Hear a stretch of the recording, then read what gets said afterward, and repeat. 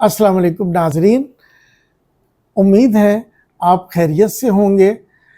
आज मैं आपके सामने मसनून दुआओं के साथ हाजिर हूँ।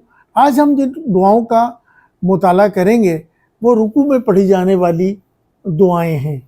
वैसे तो बिलुमूम जो हम दुआ रुकू के अंदर पढ़ते हैं वो सुबहान रब्बी अल अज़ीम है।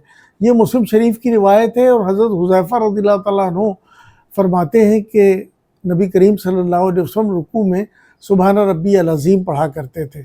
लेकिन इसके अलावा जो दुआएं हैं उनका आज हम मुताला करेंगे। उनमें से आज हम दो दुआओं का मुताला करेंगे।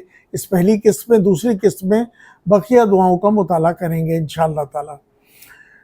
हज़रत आयशा रज़ियल्लाहु ताला अन्हा बयान फरमाती हैं कि नबी करीम सल्लल्लाहु अलैहि वसल्लम अक्सर रुकू के अंदर जो दुआ पढ़ते थे वो है सुबहानक अल्लाहुम्मा रब्बना व बिहम्दिका, सुबहानक अल्लाहुम्मा रब्बना व बिहम्दिका अल्लाहुम्मा अग़फ़िरली।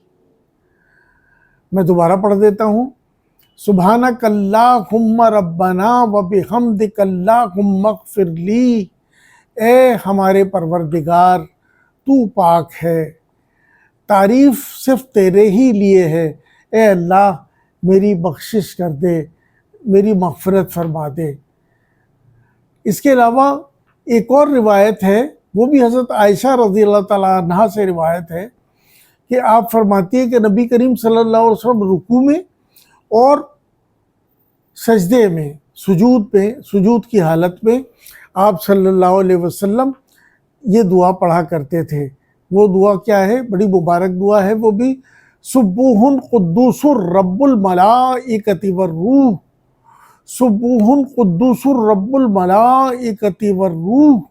फरिश्तों और रूहुल अमीन यानी जिब्राइल का रब हर ऐब से पाक है या निहायत पाक है। फरिश्तों और रूहुल अमीन का यानी जिब्राइल का रब निहायत पाक है। ये दो दुआओं का हमने मुताला किया।